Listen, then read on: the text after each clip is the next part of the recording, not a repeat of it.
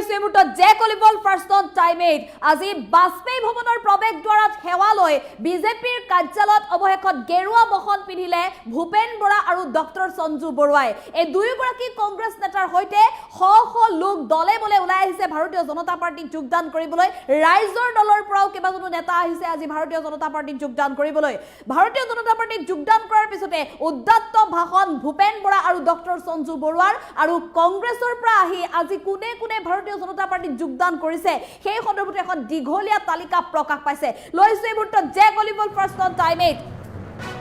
বিজেপিৰ মুখ্য কাৰ্যালয়ত আনুষ্ঠানিকভাৱে যোগদান ভূপেন বৰাৰ আজি আনুষ্ঠানিকভাৱে গেৰুৱা বহন পিন্ধিলে ভূপেন বৰাই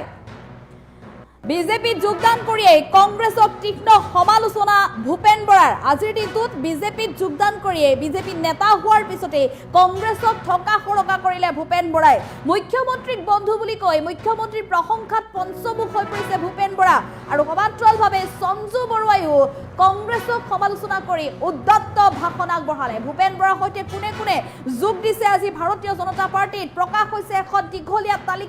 তালিকাত বহু কেইগৰাকী সক্ৰিয় কংগ্ৰেছ নেতাৰ নামৰ সমান্তৰালভাৱে আছে ৰাইজৰ দলৰ নেতাৰ নামো যুৱ নেতা ডক্টৰ সঞ্জু বৰুৱা দিগন্ত ফুকন ভৱ বৰা ৰাজীৱ কুমাৰ যোশী আজি গেৰুৱা বহন পিন্ধিছে ভাৰতীয় জনতা পাৰ্টিৰ মুখ্য কাৰ্যালয়ত গগন চন্দ্ৰ বৰা ৰমেন বৰা কংকন দাস প্ৰাণদীপ ভৰালীয়েও আজি বাজপেয়ী ভৱনত ভাৰতীয় জনতা পাৰ্টিত যোগদান কৰিছে ৰাইজৰ দলৰ নেতা অনুপ শইকীয়া দিগন্ত হাজৰিকা বিনোদ শইকীয়া দিলীপ বৰা সহ কেইবাজনো নেতাকৰ্মী আজি যোগ দিছে ভাৰতীয় জনতা পাৰ্টিত আমি পুনৰ জনাইছো এয়া ডাঙৰ খবৰ আজি ভাৰতীয় জনতা পাৰ্টিৰ বিশাল যোগদান কাৰ্যসূচী বাজপেয়ী ভৱনত আজি পুৱাৰ পৰাই দেখিবলৈ পোৱা গৈছে ব্যাপক ব্যস্ততা আৰু এই ব্যস্ততাৰ মাজতে অৱশেষত গেৰুৱা বহন পিন্ধিলে ভূপেন বৰাই আৰু পুৰণি এটি জেকেট যিটো জেকেট পিন্ধি তেওঁ আবেগিক হৈ বাজপেয়ী ভৱনৰ চৌহদত তেওঁ সেৱা লৈছে আৰু বাজপেয়ী ভৱনৰ চৌহদত প্ৰৱেশ কৰি এই জেকেটটোক লৈ আবেগিক হৈ পৰা দেখিবলৈ পোৱা গৈছিল ভূপেন বৰা আৰু অৱশেষত আজিৰ দিনটোত দলীয় বস্ত্ৰ বিজেপিৰ ৰাজ্যিক সভাপতি দিলীপ শইকীয়াই দলীয় বস্ত্ৰ আৰু টুপিৰে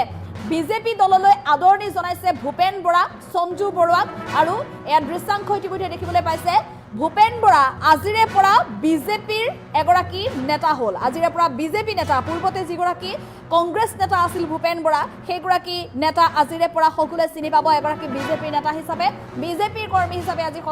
আজিৰে পৰা সকলোৱে চিনি পাব ভূপেন বৰাক আৰু আজিৰ দিনটোত আনুষ্ঠানিকভাৱে ভূপেন বৰাই যোগদান কৰিলে এয়া ভাৰতীয় জনতা পাৰ্টি দিয়া দেখিবলৈ পাইছে ৰাজ্যিক বিজেপিৰ সভাপতি দিলীপ শইকীয়াই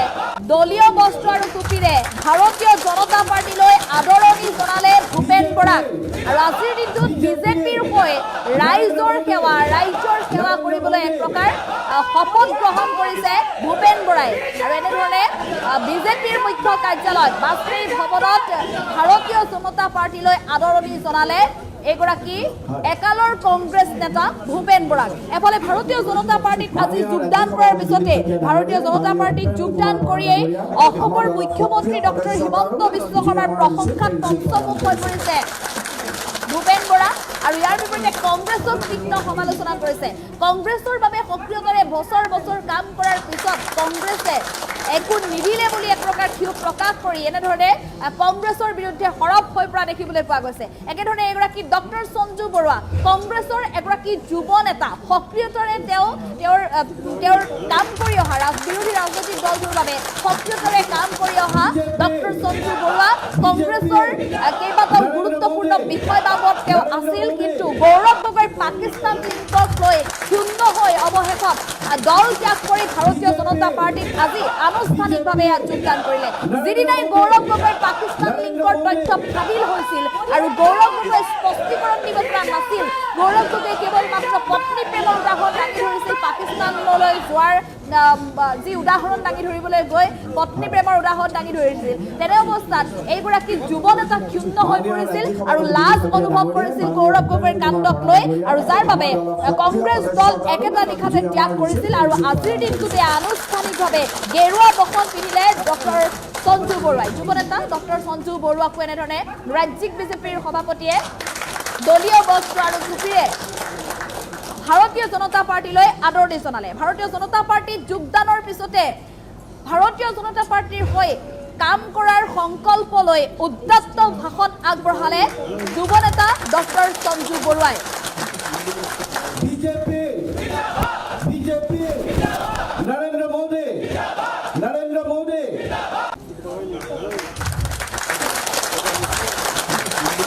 মই কংগ্ৰেছ দলত ৩২ বছৰ কাল কাম কৰিছিলোঁ।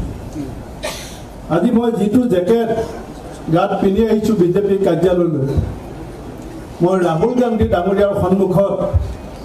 গোপীনাথ বৰদলৈ ডাঙৰীয়াৰ পৰা মোৰলৈকে প্ৰথমগৰাকী সভাপতি কাষত ৰাহুল গান্ধী থাকোঁতে মই তেজেৰে ৰাঙলী হৈছিলোঁ দলটোৰ কাৰণে, আৰু তেতিয়া মোৰ জেকেটটো তেজেৰে তিতি গৈছিল। আৰু আজি কংগ্ৰেছে যিখন ট্ৰল কৰা ফটো তাত এই জেকেটটোৱে আপোনালোকে দেখিবলৈ পাব। মোৰ তেজৰ মূল্যাংকন হ'লনে নাই সেয়া অসমৰ মানুহে ক'ব। কিন্তু হিমন্ত বিশ্ব শৰ্মা ডাঙৰীয়াই বহুতে কয় মোৰ পুৰণা বন্ধু, 15 চনলৈকে মোৰ সম্পৰ্ক খুব ভাল আছিল। 15 চনৰ পিছত মই এটা মুহূৰ্তৰ কাৰণেও মই তেখেতৰ লগত কেতিয়াও যোগাযোগ কৰা নাই। 3 দিন মই উৰাজাহাজত লগ পাইছোঁ। এদিন ত্ৰিপুৰাৰ পৰা আহোঁতে একেখন ফ্লাইটত মই আৰু আব্দুল খালেক আৰু তেতিয়া বিত্তমন্ত্ৰী হিমন্ত বিশ্ব শৰ্মা ডাঙৰীয়া আছিল। এদিন মই দিল্লীৰ পৰা আহোঁতে একেটা চিটত মই আৰু দিলীপ শইকীয়া ডাঙৰীয়া বহিছিলোঁ। মুখ্যমন্ত্ৰী ডাঙৰীয়া কাষৰ চিটৰ পৰা আহি পেলাই মোৰ লগত কথা পাতিছিল। আৰু এদিন মই লগ পাইছিলোঁ বৰপেটাৰ মহাসত্ৰৰ সত্ৰাধিকাৰ প্ৰভুৰ দেহাৱসানৰ খবৰ ল'বলৈ যাওঁতে অকণমান ওচৰে ওচৰে বহিবলৈ সুযোগ পাইছিলোঁ। মই যিকোনো সাধাৰণ মানুহে বুজি পাব। এতিয়াও মই সেই কবিতাৰে আপোনালোকক বুজাম, মোক সময় নাই, 9 মিনিট সময় দিছে। কবিয়ে লিখিছিল যে মোৰ এই হিয়াখনি জেতুকা পাতৰ দৰে সেউজীয়া বননিৰ বৰণেৰে ঢকা, অন্তৰ জ্বলোৱা ছবি অতীতৰ স্মৃতি লৈ বুকুৰ তেজেৰে আছে অন্তৰতে কথা। মই এনেকুৱা আশাৰে পদত্যাগ কৰা নাছিলোঁ যে মই বিজেপি দলত যোগদান কৰিম। মই পদত্যাগ পত্ৰ দিছিলোঁ, মই আশা কৰিছিলোঁ যে মোৰ দলটোত নিৰ্মোহ আত্মসমালোচনা হ'ব, আত্মশুদ্ধিৰ এক সিদ্ধান্ত হ'ব, আৰু মোৰ দলৰ নেতাই মোক বুজনি দিব, মোক প্ৰতিশ্ৰুতি দিব যে ভৱিষ্যতৰ দিনত যিটো আশা আৰু সপোন লৈ তুমি কংগ্ৰেছলৈ আহিছিলা সেই বাটটো মসৃণ ৰূপে তোমাক আগবাঢ়ি যাবলৈ সুযোগ দিয়া হয়। কিন্তু যেতিয়া মোৰ নেতাৰ লগত কথা হ'ল, এতিয়া মোৰ দীঘলীয়া কথা ক'বলৈ সময় নাই, আধা ঘণ্টা কথা হ'ল। ৰাজ্যিক নেতৃত্ব আহি মোৰ ঘৰত পালেহি, সকলোৰ লগত প্ৰায় 3 ঘণ্টা কথা হ'ল। কেন্দ্ৰীয় নেতাৰ সৈতে আধা ঘণ্টা কথা হ'ল। শেষত মই ক'লোঁ যে ছাৰ, কংগ্ৰেছ দলৰ নীতিয়ে জাতীয় স্বাভিমানত আঘাত দিছে। মই আপোনাক মাজুলী সত্ৰলৈ নিওঁতে ধুতি পিন্ধাই পেলাই গামোচা আৰু চেলেং চাদৰ দি নিছিলোঁ। আজি মোৰ দলৰ নেতাই মাজুলী সত্ৰত পায়জামা পিন্ধি কেনেকৈ প্ৰৱেশ কৰিব? মই এই কথা ৰাহুল গান্ধী ডাঙৰীয়াক টেলিফোনত কৈছিলোঁ। তেতিয়া তেখেতে কৈছে তুমিও হিউমিলেট হৈছা, ময়ো হিউমিলেট হৈছোঁ। এইটো কথা স্পষ্ট যে আহি থকা অতি কমেও 30টা বছৰ ভাৰতীয় জনতা পাৰ্টিক উৎখাত কৰিব কোনো শক্তিয়ে নোৱাৰে। আজি উপস্থিত আমাৰ সকলোৰে শ্ৰদ্ধাৰ ভাৰতীয় জনতা পাৰ্টিৰ সভাপতি দিলীপ শইকীয়া ডাঙৰীয়া, উপস্থিত বিজেপি দলৰ ৰাষ্ট্ৰীয় নেতাসকল আৰু এই মঞ্চত উপবিষ্ট বিশিষ্ট ব্যক্তিসকল, প্ৰাক্তন সভাপতি প্ৰদেশ কংগ্ৰেছৰ বৰ্তমান আজি ভাৰতীয় জনতা পাৰ্টিত যোগদান কৰা মোৰ শ্ৰদ্ধাৰ জ্যেষ্ঠ ভাতৃ ভূপেন কুমাৰ বৰা ডাঙৰীয়া, আৰু এই মঞ্চৰ আগফালে উপস্থিত ভাৰতীয় জনতা পাৰ্টিৰ সকলো সন্মানীয় কাৰ্যকৰ্তাসকল আৰু আজি যোগদান কৰা ভাৰতীয় জনতা পাৰ্টিৰ কাৰ্যকৰ্তাসকল, মিডিয়াৰ পৰা অহা বন্ধুসকল, মই সকলোকে নমস্কাৰ আৰু শ্ৰদ্ধা জ্ঞাপন কৰিছোঁ। আজি মোক যিহেতুকে কম সময়ৰ ভিতৰত ক'ব দিছে, মই কথা আজি নকওঁ, সকলোকে লগ পাম। খালি এটা কথা মই কৈছোঁ, মৰ্ণিং শ্ব'জ দ্য ডে। মই গুৱাহাটী বিশ্ববিদ্যালয়ত সাধাৰণ সম্পাদক হৈ থকাৰ যাত্ৰাৰ পৰা আজি ভাৰতীয় জনতা পাৰ্টিত যোগদান কৰালৈকে এই 16টা বছৰত মই ভাৰতীয় জনতা পাৰ্টিত যোগদান কৰাৰ আগত এই অফিচত এই কক্ষত ভৰি দিয়াৰ আগত বা ভৰি দিয়াৰ পিছৰ পৰা বৰ্তমান সময়লৈকে এইকণ সময়ত মই যিখিনি নিজ চকুৰে দেখা পালোঁ বা মই যিখিনি অনুভৱ কৰিলোঁ এইটো কথা স্পষ্ট যে আহি থকা অতি কমেও 30টা বছৰ ভাৰতীয় জনতা পাৰ্টিক উৎখাত কৰিব কোনো শক্তিয়ে নোৱাৰে।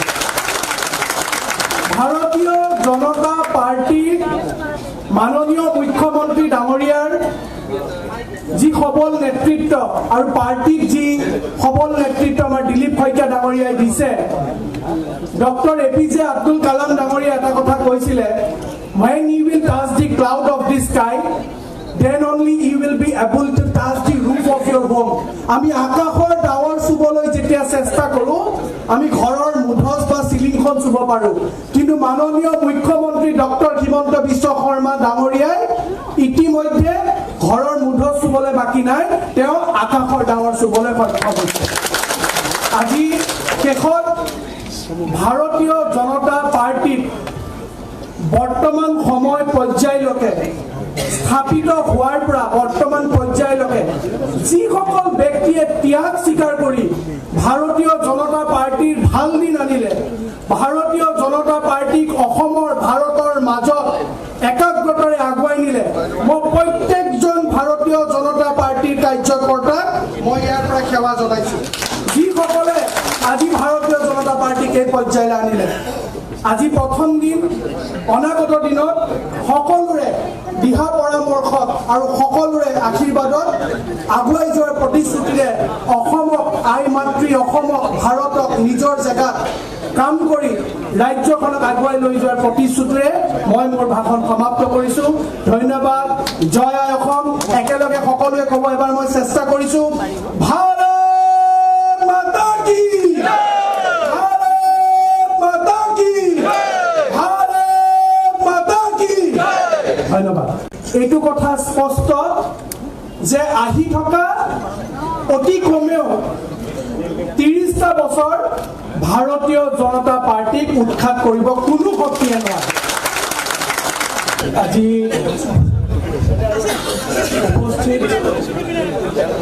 আমাৰ সকলোৰে শ্ৰদ্ধাৰ ভাৰতীয় জনতা পাৰ্টিৰ সভাপতি দিলীপ শইকীয়া ডাঙৰীয়া, উপস্থিত বিজেপি দলৰ ৰাষ্ট্ৰীয় নেতাসকল আৰু এই মঞ্চত উপবিষ্ট বিশিষ্ট ব্যক্তিসকল, প্ৰাক্তন সভাপতি প্ৰদেশ কংগ্ৰেছৰ বৰ্তমান আজি ভাৰতীয় জনতা পাৰ্টিত যোগদান কৰা মোৰ শ্ৰদ্ধাৰ জ্যেষ্ঠ ভাতৃ ভূপেন কুমাৰ বৰা ডাঙৰীয়া আৰু এই মঞ্চৰ আগফালে উপস্থিত ভাৰতীয় জনতা পাৰ্টিৰ সকলো সন্মানীয় কাৰ্যকৰ্তাসকল আৰু আজি যোগদান কৰা ভাৰতীয় জনতা পাৰ্টিৰ কাৰ্যকৰ্তাসকল, মিডিয়াৰ পৰা অহা বন্ধুসকল, মই সকলোকে নমস্কাৰ আৰু শ্ৰদ্ধা জ্ঞাপন কৰিছোঁ। আজি মোক যিহেতুকে কম সময়ৰ ভিতৰত ক'ব দিছে, মই